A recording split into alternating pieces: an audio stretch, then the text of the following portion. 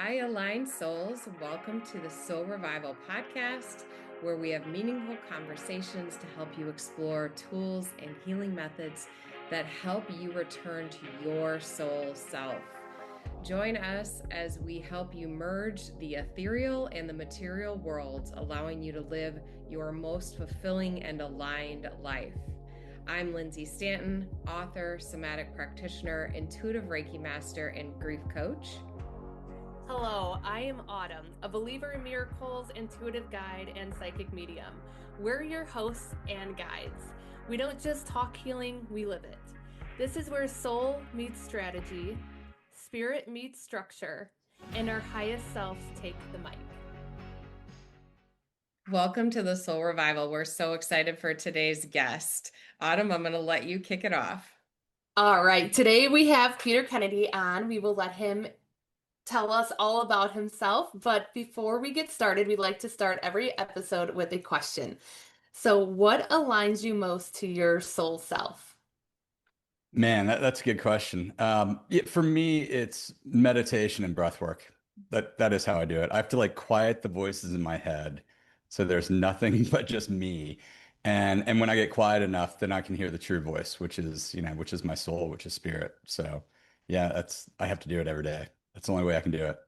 I love that meditation is really a game changer. And everyone out there, if you are not meditating, you should begin meditating because it really is just it allows you to expand your energy in such an expansive way. Yeah, and if meditation's hard for you because it is hard to quiet the voice in your head if you haven't meditated before, breath work is really the key for me. It's like when you do breath work and you do it for, I usually do it for about an hour a day, but if you do it for 15 minutes, it just quiets everything and then you just, flow into meditation and it makes it much easier. Love that. Why don't you tell our audience who you are, Peter, and what you bring to this world? Yeah. So I'm Pete Kennedy. I'm father of five kids. My wife and I have five kids, which is nuts. But yeah, I'm an entrepreneur. I've started a number of companies. Started a company about 10 years ago and had a huge exit and thought that was everything I wanted in life. And when I sold the company, I just felt like just shallow and completely depressed because everything I was hoping to get from that, none of it came. And that set me on a course to create a new company, which is a coaching platform, helping coaches create better connection with their clients through AI, but really it's through human connection. But in that journey, man, I was cracked wide open about I don't know 5 or 6 years ago, and that set me on the spiritual journey with my wife, and it's just been like crazy afterwards.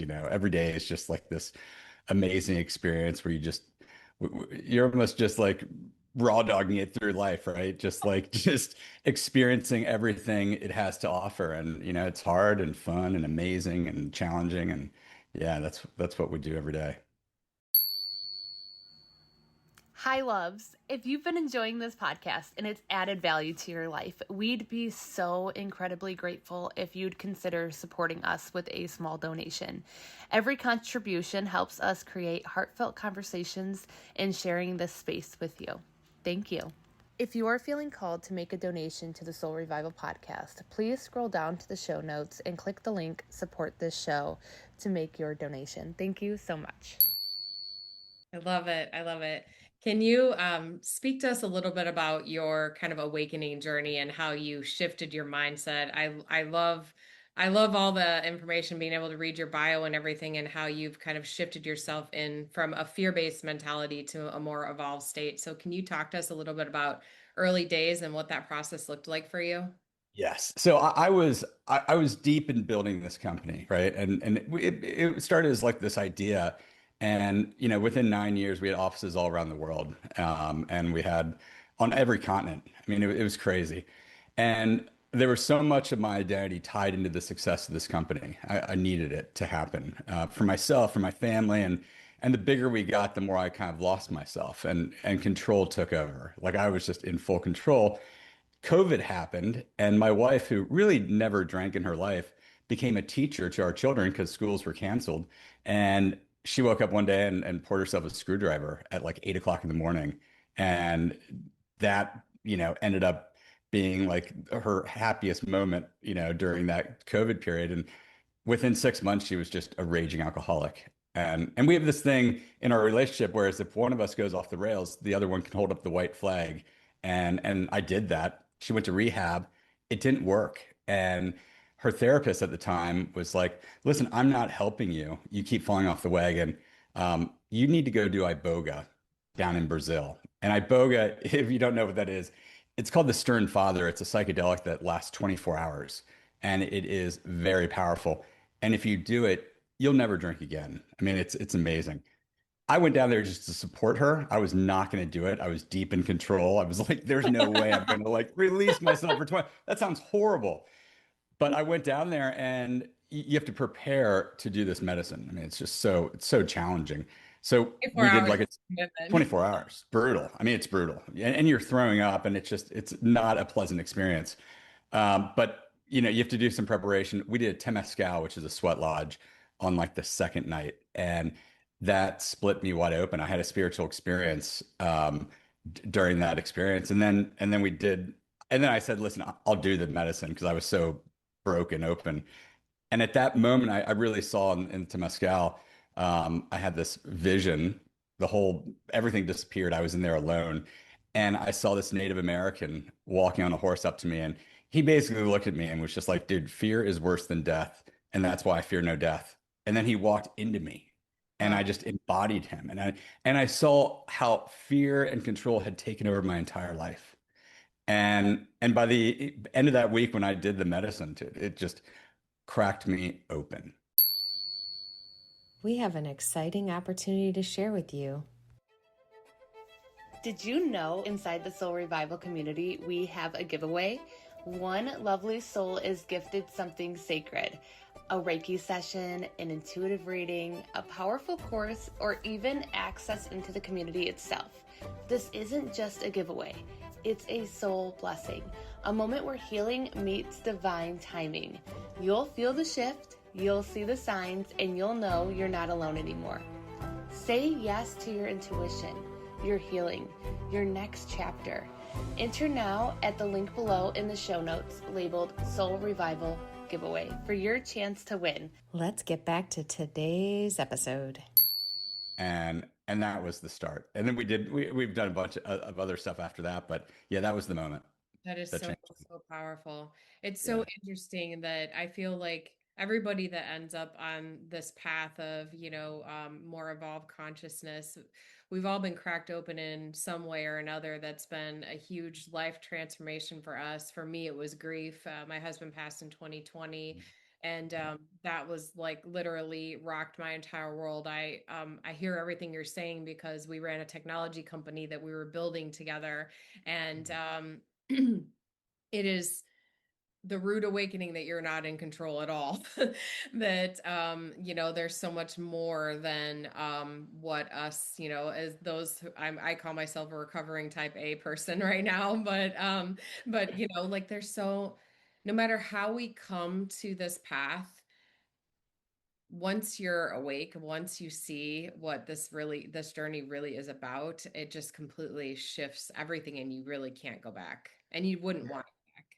No, and I'm so sorry to hear about that, and but what I found is that some of our most challenging experiences or most devastating times in our life become our greatest awakening. And we look back on that, we're so thankful for that experience in its own strange way. It's like our soul needed to learn that, and it needed that experience in order to grow. And it's devastating. I can't even imagine. But I after that Iboga experience, it was like the voices in my head became very clear to me. Whereas before it was just like this algorithm that was running in the back of my head.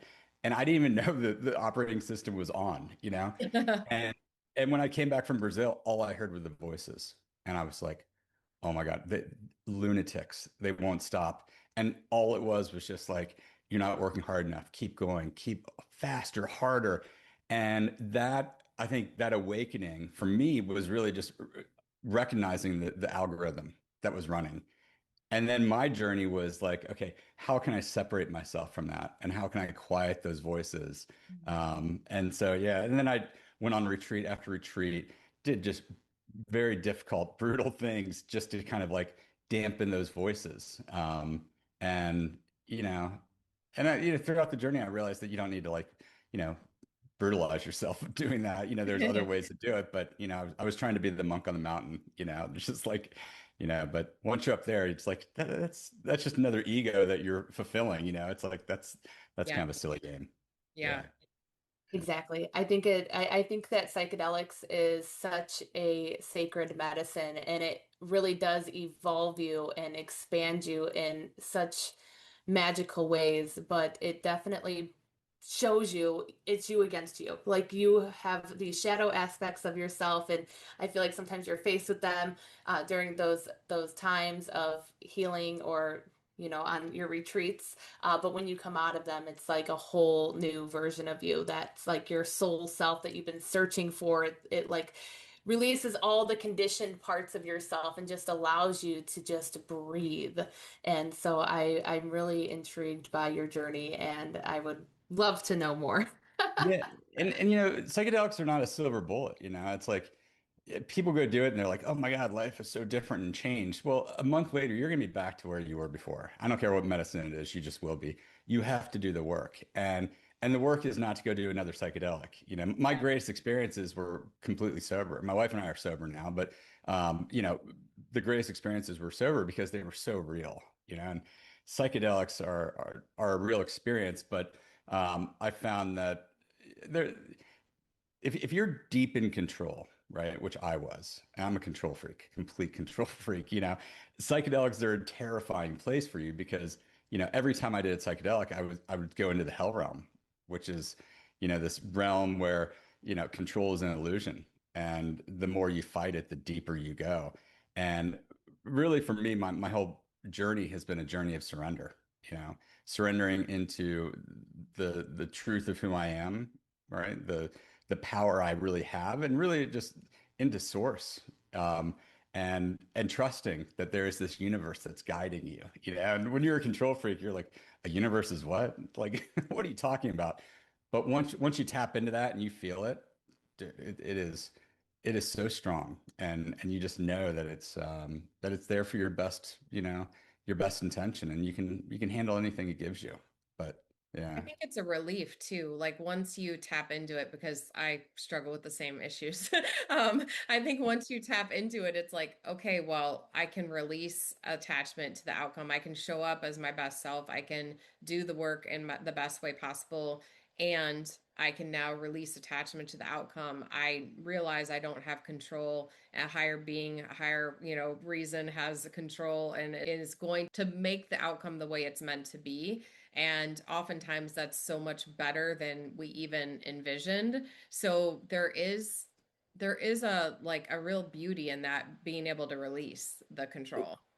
Totally. And that's why psychedelics are such an amazing teacher, because whatever you need to learn, whatever you're going into it for, forget it. It doesn't really matter because the medicine is so surgical. It's just going to find exactly what you need. Yes. Um, I did Iboga, and then a month later, my wife and I went back down to Brazil and did a private ceremony, just the two of us.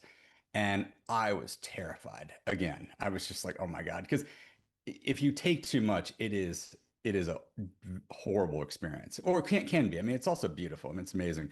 But the shaman, I went to him and I was like, dude, this time I was like, give me, don't overdose me. And he's like, the spirit will tell me how much. I'm like, okay, forget spirit, just don't overdose me. And he's like, you'll be fine. He overdosed me like 5 times what you should probably be taking. And the minute I closed my eyes with Iboga, so it's the bark of a root from Africa, the Iboga plant. I mean, it tastes like battery acid. It's horrible. But when you ingest it and you close your eyes, the visions are as real as this. I mean, there's no difference between this and the visions. When you open your eyes, you can hardly even see. So you keep your eyes closed, but your body goes into paralysis. And so you're lying there on a mattress and you can't move for about 12 hours. My biggest fear was being overdosed, which I was afraid that I'm going to go out so out of control. I can't even control, the experience. I'm going to lose my mind. That's not what happened. What happened was I started throwing up and I threw up for 12 hours straight. And the medicine was like, we're killing you. You're dying right now. And I could feel myself dying. And what I took from that is whatever your greatest fear is, dude, it's not the worst thing that can possibly happen.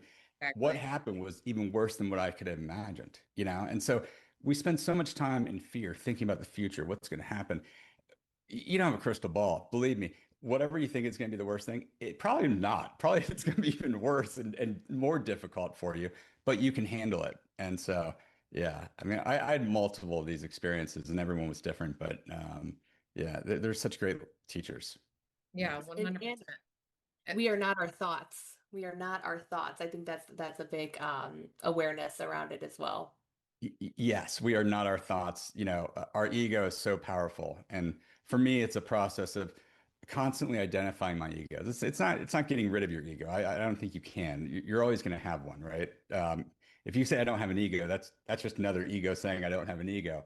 Um, but it's separating yourself from those thoughts. And my wife and I do this fun exercise every night. So we sit on the couch and it's our sacred time. Like we just talk about where we are in the world and you know what we're crushing on and you know just our challenges. It's really cool.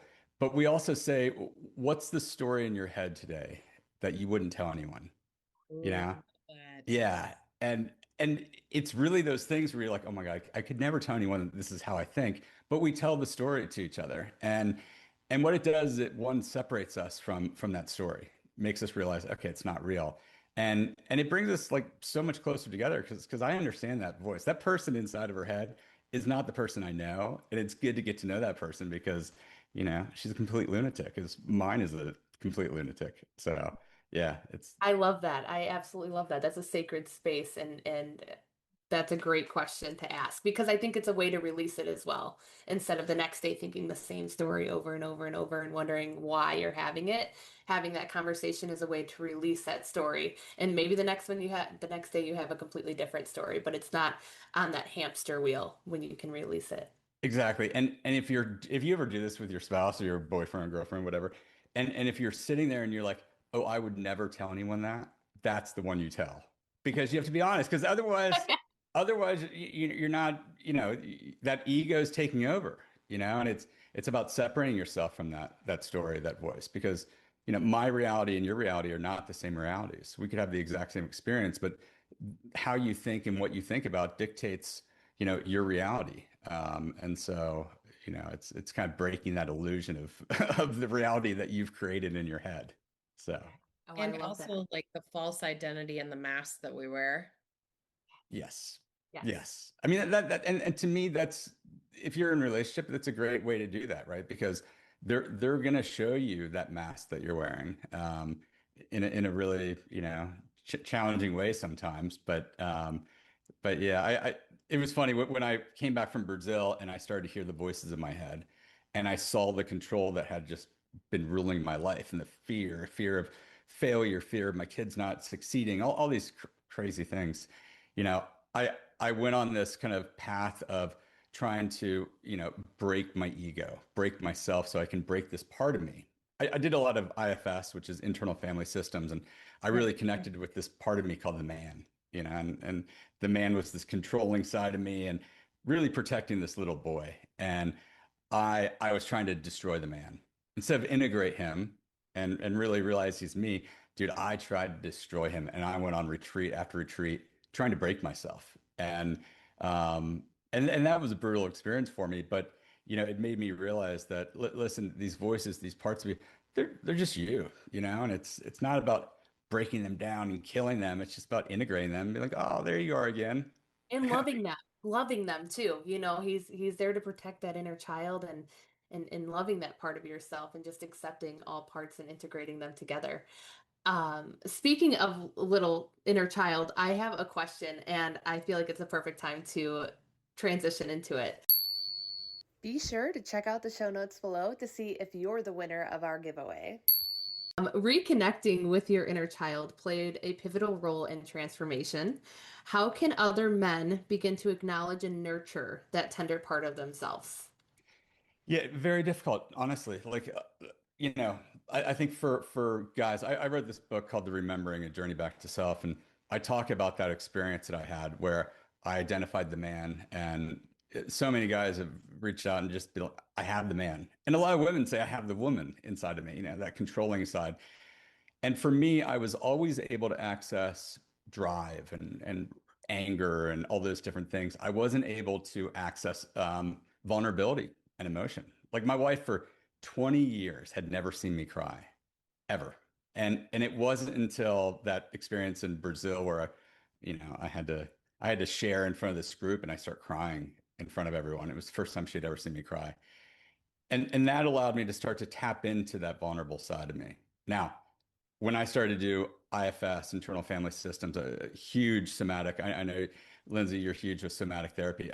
I love it. Getting into my body, understanding those different parts of me that are holding tension, and I was able to access those sides. So for guys, anytime that you have anger, your wife does something or something in your life happens, it's protecting this vulnerable side of you, this little boy, right? And so I'll give you a quick example.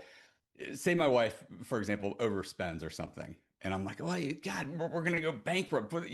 What is that protecting? This little boy who's like, dude, I don't think I can do this anymore. I don't want to work the rest of my life. And when you start tapping into that little boy who's scared and frightened, well, first of all, when you approach your wife with that boy versus the man, completely different experience for her and you. But yeah, it's tapping into that. So a lot of therapy with that. Psychedelic experiences. I think mushrooms are a great way to tap into that, little boy. But the key though is to work with somebody, and especially if you're going to do psychedelics to help with that, work with them before, set the intention. My intention was to get to know the man and the boy, and then do the integration work afterwards.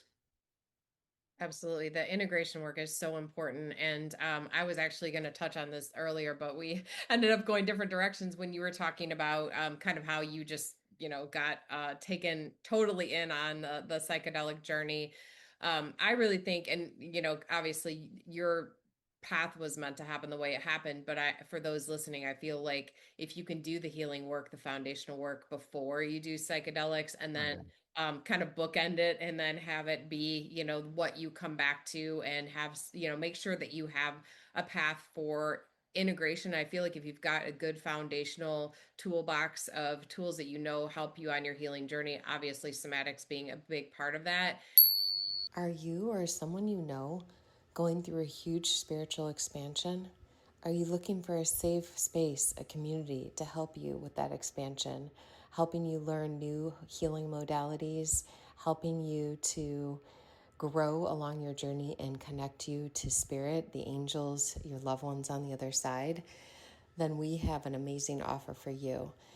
In light of the holidays being right around the corner, the Soul Revival is doing a special membership offer where you buy 6 months membership, gets 6 months free. Or if you'd like to gift a membership, you can buy a membership for yourself and get a membership for a loved one for free. That's up to a $1,300 value just to help you heal. We hope to see you there. It'll make the psychedelic journey so much more smooth and easier to integrate into the lifestyle that you've already, kind of helped craft for yourself, that's more expansive than just our material reality. Yes, or don't do psychedelics. Like Yeah. you don't Yeah. need to do them, Yeah, you honestly. don't need to. Absolutely. No. Not. Yeah. Yeah. Yeah. But on that track, can you talk to us a little bit about, because I know you've had experiences with different sacred medicines. Mhm. From your perspective, and I've talked to other healers who use psychedelics as a tool to help with their clients' healing. Can you talk to us a little bit about your experiences in regards to like what psychedelics tend to translate to what? So like heart opening versus like, dark night of the soul, have you noticed certain elements or shining a light on certain elements with specific psychedelics?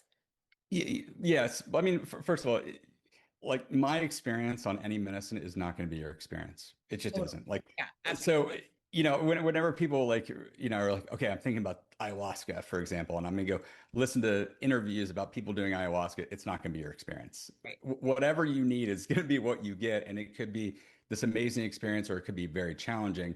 Regardless, you can handle it. And what you're going to learn from that, whether it's happy or crazy or scary or whatever, it is exactly what you need and you can handle it. So for me, my experience, mushrooms, somatic experience. Like it is the minute I take them, first of all, they're super trippy, which I hate that side. Mushrooms, somatic experience. Like, it'll look like I'm doing an exorcism where it's just surgically going into areas of my, body, my solar plexus, and releasing these cages that I built over time. Um, Ayahuasca for me, I've only done it. I did it 4 times during this week-long retreat. Uh, I'll never do it again. It's not my medicine because it can be beautiful, but it can also show you your greatest fear. And for me, I'm a control freak. It showed me what it's like not to have any control, and it was terrifying. Everyone else like I love ayahuasca, not mine. Iboga is this beautiful, challenging medicine. Every time it's totally different. It's almost like you would be like, that's not the same medicine I took the last time. Completely different. I had one experience where you do it twice. You do it one night and then the next night you do it again. Two 24 hours experiences. It's really hard. The first night, no visions at all. I'm lying there and all I heard for 12 hours straight was horrible things about myself. My mind was just telling me over and over again, all your failures. And it was brutal. And this facilitator who I worked with, I went to Awaken Your Soul in Costa Rica. Amber walks over to me and she was just like, how's it going? And I'm like, I'm killing myself, Amber. Like, I cannot handle this. And as I'm doing that, the medicine's like, dude, why are you saying that to her? You're such an idiot, And I'm like, oh fuck. So, but that, and then Amber was like, you just have to accept it. Just accept everything you're hearing. And I finally was just like, okay, you're right. I am a shitbag. And then the next night, I was just wide open. I was like, give me everything. I don't care. And it showed me every moment of my life where I didn't see unconditional love. Brought me back to every experience in my life. And at the end of it, it was just like, dude, love yourself. And I was just like, oh, like it was, and so every experience is gonna be different. Whatever you need, you're gonna get it. So yeah, it's Well, and I think you bring up another important point is tapping into your intuition. If you do feel called to go on a medicine journey, and I feel like that should be intuitive as well. If you even feel like you should go on one, like you should tap into your intuition and see if that resonates with you. And if it does, you should really learn about the medicines, and by learning about them, it will help you know and recognize whether the medicine really feels right to you. I feel like the psychedelics that you pick, if you do choose that path, it should be an intuitive journey, and you should do the ones that resonate with you and not the ones that don't. yes. I mean, it is. You have to be called to it, Yeah, right? yeah. To me, and I love you bring up intuition. That has been my journey. It's literally a journey of tapping into my intuition. And my wife is incredible at this. She was born with this ability. I was not. I think that's kind of the feminine energy, right? It Super intuitive, where the masculine is not as much. And so it's tapping into that side of it. But I would say I'm going to go do this retreat, and my wife would be like, "Why?" And I was like, because I'm scared to do it. And for me, it's like, if there was like, no one has done this before, this is terrifying. It was like this calling sign for me. Go do this. You have to go do this because I'm scared to do it. And I was not listening to my intuition. I was doing things that were more self-harm, I think, than growth for me. So yeah. I love that you mentioned intuition too, and maybe not feeling connected to it, because intuition is a muscle. So the more you use it, the more familiar you get with it, the stronger it gets. So just for any men listening out there, if you feel like you're not intuitive, it's a muscle that you learn over time, that you gain strength to, and that you connect with. Yeah, I mean, I don't know if you guys, I'm sure you guys know the remote viewing program and that the CIA had done, and everyone is on the spectrum of these abilities, right? And I think men might call that intuition. Like, okay, well, what should I do next? Or they did this study where they looked at businessmen and they did the test, and they found, or business women, whoever it was, but they found that the people who could do well on this test, meaning they could kind of predict numbers the next day, which is crazy. They were just tapping into this. Their companies were doing well, and those that didn't do very well, their companies weren't doing well. And they called it their intuition, which it is, but it's tapping into this kind of greater consciousness that exists there.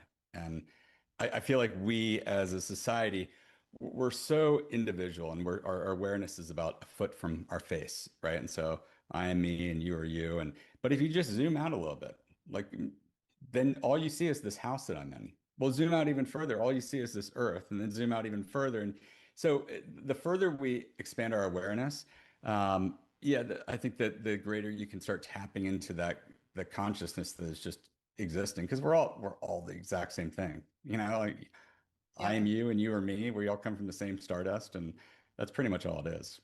Absolutely. I love that. Yeah. Yeah. So, do you guys have experience with psychedelics? I have a few. Yes. Yes. Yeah. Yeah. So it's process. It's a journey.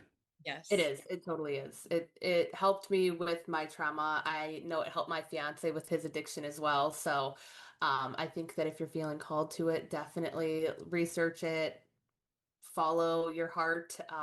It's sacred medicine. So find that retreat, find people that handle it properly. And I think that that's important as well. Yeah, finding the right facilitator is key. You have to, and people who have said, like, listen, I've done psychedelics. They've done psychedelics at like a party or a concert. Not the same Not the thing. same. When you have an eye mask on and you are lying down, it is a completely different experience. So Yeah, and when you've got like a trained facilitator, maybe a therapist, like as part of your integration journey, completely different ballgame. yes, and when you talk about heart opening, I think MDMA is an amazing experience individually, but really for couples. So if you do couples MDMA therapy, it is incredible, especially if you're having a hard time communicating with each other, because you will be able to come to that partner in truth, and they'll be able to receive that truth without having the ego and the triggers and the shame attached to it. So I think it's the greatest couples therapy that you can possibly do. So MAPS is doing some great work there. Yes, yes, they are just across the board. Absolutely. And I'm so glad you brought that up. I'm sure that is like definitely a sacred code and nugget that our audience can really take advantage of. Talk to us about your app, your coach world, your Evolve, because I think that's something that everybody would be interested in, and then we'll kind of close out with that. Yeah, so I had this after I sold my company. Everything I was hoping to get, none of it came true. Like, I was hoping for all that self-love and everything that I thought everyone would be like, "Oh, you're so amazing." No one cared when I sold my company, right? They still liked me. They still thought I was the same person. I realized that I was kind of more broken on the inside than I thought I was.